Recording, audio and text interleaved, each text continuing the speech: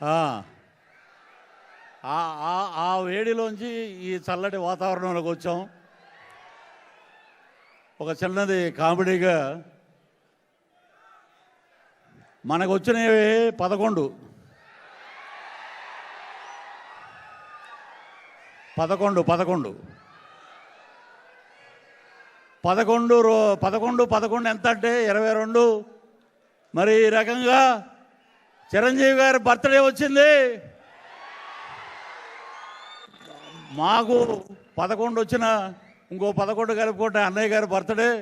వారు ఆయురారోగ్యాలతో అద్భుతంగా ఉండాలని జగన్మోహన్ రెడ్డి గారు కోరుకుంటారు.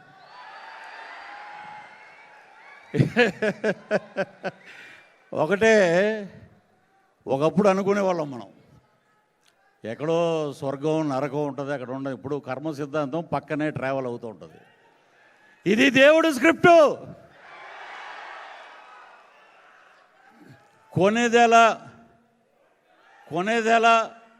కొనిదెల చిరంజీవి గారు, కొనిదెల శివశంకర్ వరప్రసాద్, మెగాస్టార్ చిరంజీవి గారు.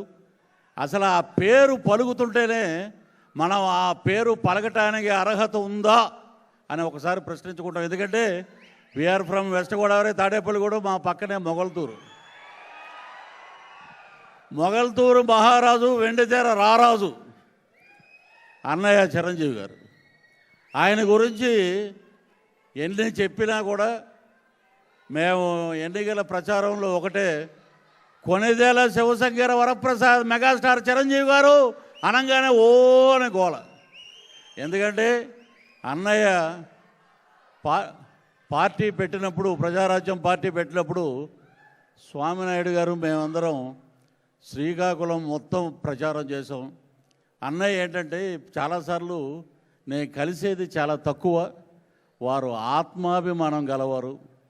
ఎవరు ఏం మాట్లాడినా కూడా వారి కర్మ సిద్ధాంతాన్ని నమ్ముతానరా నేను, ఎవడేమనుకున్నా కూడా వాడి దారిని వాడే పోతాడు అంటాడనమాట. అన్నయ్య రాజకీయాలు వద్దు, మనకి సినిమాలే కావాలనుకుని వచ్చేశారు. సో ఇది ఒక పండగ. ఆగస్టు నెలలో 6వ తారీఖు నా బర్త్డే, 7వ తారీఖు మా వైఫ్ బర్త్డే, 8వ తారీఖు మా పాప బర్త్డే. స్వర్గీయ శ్రీహరి మా మిత్రుడు 15వ తారీఖు. వీటి అన్నిటితో పాటు 22 అంకె, ఒక సంక్రాంతి, ఒక దీపావళి, ఒక దసరా. చిరంజీవి ప్రపంచ చరిత్ర ఉన్నంత వరకు సినిమా రంగమే కాదు, ప్రపంచంలో ఉన్న ప్రతి ఒక్కరు గుర్తుపెట్టుకుంటారు చిరంజీవి ఎప్పుడు చిరంజీవి అని చెప్పి సందర్భంగా మీకు తెలియజేస్తున్నాను.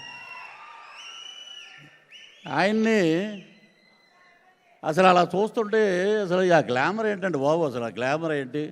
ఎందుకంటే మేము మొన్న కూడా బ్లడ్ బ్యాంకు ఆగస్టు 15వ తారీఖున వారు జెండా ఎగరేయటానికి వచ్చినప్పుడు వారిని 2 మాట్లాడిగాం. అనే ఏంటిది, ఇంద్రుడు అమృతం దాగి అలా ఉండిపోయారంటే మీరు కూడా అలాగే ఉండిపోయారు అంతే. నెంబర్ కాదు మనకి ఎనర్జీ. ఏ హీరో అయినా సరే అన్నయ్యలాగా పరిగెట్టినా, ఫైట్ చేసినా కూడా మరి ఆయన ఎనర్జీ ముందు మిగతా వాళ్ళు ఏ రకంగా ఉంటారనేది ఈ సందర్భంగా మీకు తెలియజేస్తున్నాం.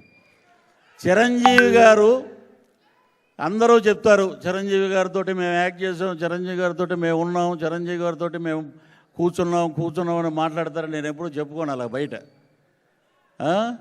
చిరంజీవి గారు అయ్యప్ప మాల వేసినప్పటి నుంచి ఆయనతో పాటు ట్రావెల్ అయిన ఏకైక ఆర్టిస్ట్ ఎవరంటే నేనే. చాలా సందర్భాల్లో స్వర్గీయ డాక్టర్ ఎం ప్రభాకర్ రెడ్డి గారు, చిరంజీవి గారు వెళ్తే వారితో పాటు నేను వెళ్ళి దూరం నుంచి అక్కడి నుంచి ఆయన ఎక్కుతుంటే ఆయన చూసి ఆనందపడేవాళ్ళం.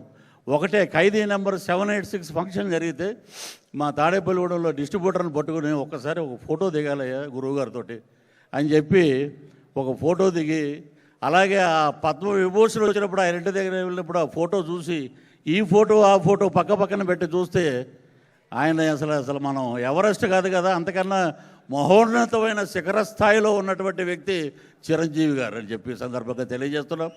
అటువంటి చిరంజీవి గారి ఇంట్లో బ్రహ్మ విష్ణు మహేశ్వరుడు నాగబాబు గారు భీష్ముడైతే, మా Konidela Pawan Kalyan deputy CM of Andhra Pradesh, Janasena party అధ్యక్షులు ఆంధ్రప్రదేశ్ డిప్యూటీ సీఎం కొణిదెల పవన్ కళ్యాణ్ గారు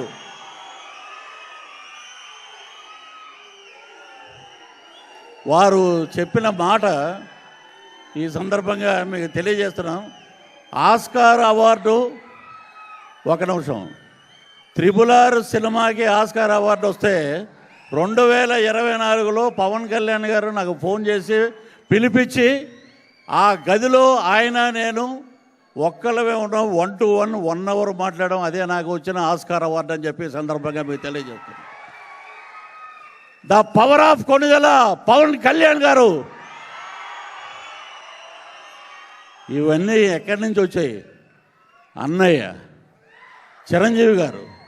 ఆ చిరంజీవి గారికి వచ్చి ఆయన పాదాభివందనం చేస్తుంటే నిజంగా కళ్ళు చెమర్చే, ప్రపంచంలో ఉన్న ప్రతి తెలుగువాడు గర్వపడే విధంగా అన్నదమ్ములు ఉన్నారంటే ఈరోజు భీష్ముడి పాత్ర పోషిస్తున్న నాగబాబు గారు. కానీ నాకు కోవిడ్ వచ్చినప్పుడు అప్పట్లో మరి చిప్పు మామూలుగా మరి మాట్లాడవచ్చో లేదో తెలియదు కదా, చిప్పు దొప్పినప్పుడు మనం ఎవరి మాట వినాం, ఆ చిప్పు పని చేయనప్పుడు ఎవరి మాట వినాం.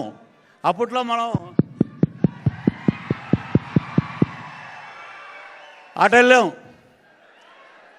ఆయన ఒకటే శవానికి ఒకటే నమస్కారం, ఆడ చచ్చిపోయినా ఒకటే నవ్వు అంటుంటాడు. రేపొద్దున్న ఏమంటారంటే ఇంతమంది మెగా అభిమానులు ఇక్కడ ఉన్నారు, చిరంజీవి గారి అభిమానులు, వీరందరూ నవ్వుతున్నారు, రాష్ట్రపతి పరిపాలన పెట్టేయండి అంటాడు ఆయన. ఆయన మాటలకి లెక్క ఉండదు. సో అన్నయ్య ఆయన చూస్తే నిజంగా శాంతం, ఉగ్ర నరసింహుడు, కానీ శాంతంగా ఉంటాడు ఆయన. ఆయన కోపం వస్తే సప్త సముద్రాలు కూడా ఆయన ఆపలేవు. ఆ పరాక్రమం, ఆ శౌర్యం డిప్యూటీ సీఎం పవన్ కళ్యాణ్ గారికి వచ్చింది.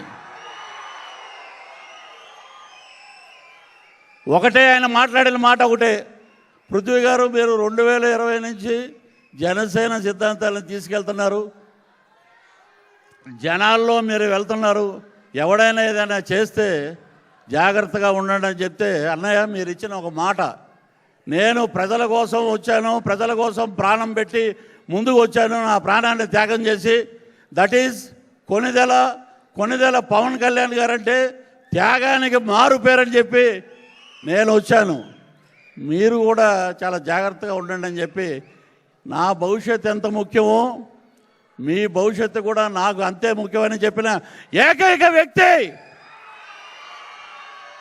మెగా మెగా మెగా మాటలు మంచు కొండల్లా ఉంటాయి. వారు ఆదరించిన విధానం, కోవిడ్ వచ్చినప్పుడు వారు పిలిచి వారు హక్కులు చేర్చుకున్న విధానం నిజంగా కళ్ళంట నీళ్ళు వచ్చిన రోజు. ఒకటే నా వైఫ్ కానీ మా పాప కానీ వెళ్ళి పద్మవిభూషణ్ వచ్చినప్పుడు అడిగినప్పుడు చాలా చక్కగా నవ్వుతూ మాట్లాడారు ఆయన. అది మెగాస్టార్ అంటే. సో ఆ మెగాస్టార్ గారితో చాలా తక్కువే మేము చేసింది సినిమాలో. ఖైదీ నెంబర్ 150లో చేసాం.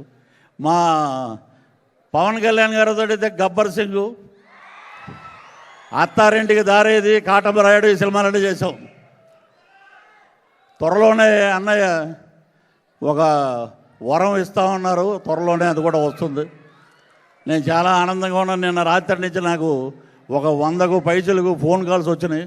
అదేంటనేది రేపు చిరంజీవి గారి బర్త్డే సందర్భంగా నాకు వచ్చిన గిఫ్ట్ అది.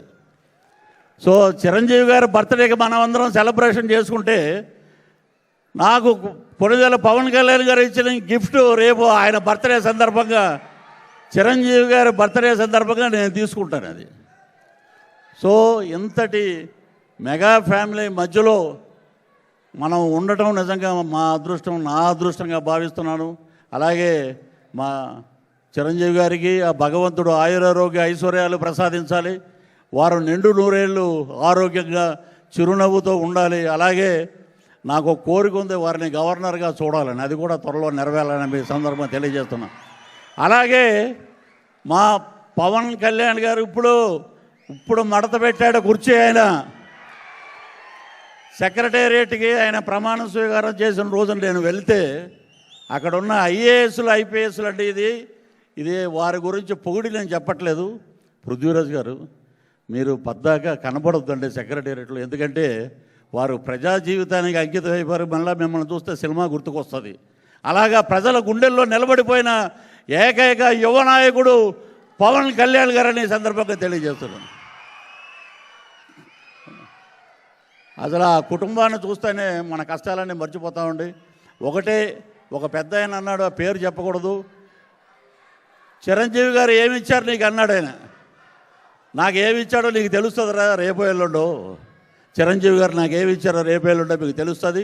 ఈ సందర్భంగా స్వామినాయుడు గారు మొన్న నన్ను రాజమండ్రి పంపించారు. అద్భుతంగా అక్కడ మెగాస్టార్ గారి జన్మదిన వేడుకలన్నీ బ్రహ్మాండంగా చేశారు వాళ్ళు, బాబీ అని.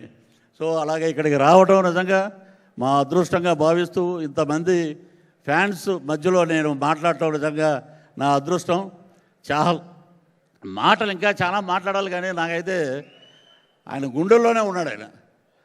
ఒక లఫూట్ అన్నాడు, ఒక మాట లాస్ట్ అంటే ఒక మాట ఏమన్నాడంటే, చిరంజీవి పవన్ కళ్యాణ్ గారికి నువ్వు ఎందుకే కాలుకు దండం పెట్టావన్నాడు. ఆయన చూస్తే నాకు వారాహి అమ్మవారు కనపడ్డాడు ఆయన ముఖంలో, అందుకే నేను కాలుకు దండం పెట్టా. పదవి కోసం కాదు, ఇదన్నీ తెలుసుకుంటే చాలా మంచిది. ఈ అవకాశం ఇచ్చినటువంటి స్వామినాయుడు గారికి, ఇతరత్ర పెద్దలందరికీ నమస్కరిస్తూ, జై చిరంజీవ, హ్యాపీ బర్త్డే అన్నయ్య. జై